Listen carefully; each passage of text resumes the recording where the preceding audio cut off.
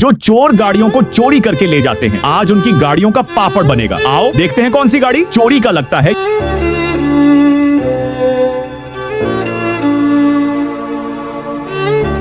यही गाड़ी चोरी की है, लेकिन उसे देखने से पहले बेटा मुझे देखकर इग्नोर मत करना।